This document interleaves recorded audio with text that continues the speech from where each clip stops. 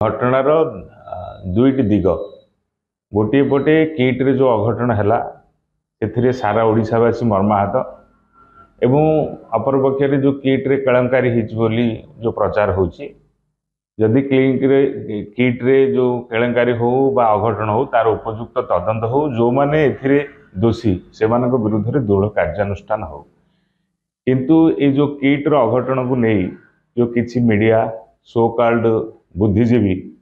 media रे जो trial चलई या बंद करा जाओ कोठी ना कोठी एथिरे राजनीतिर गंध अच्छी जना पड़ुची जे परोक्ष भाव किट रो मालिक जी अच्छा अच्युत सामंत ताकू परोक्ष भाव में बाध्य करा जाउची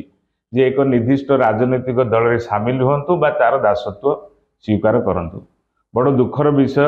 जे भारत वर्षर कौन शिक्षानुष्ठान विश्व में ना कर नथिबा समय आम माटी ओडिशार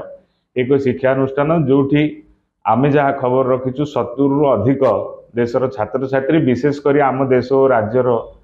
आदिवासी छात्र छात्री माने एठी शिक्षा लाभ करुचंदी विभिन्न चैरिटेबल माध्यम किंतु दुखर विषय जे याकू जो सस्ता राजनीतिकरण करी ए अनुष्ठान को बदनाम करा जाउची सेथिरे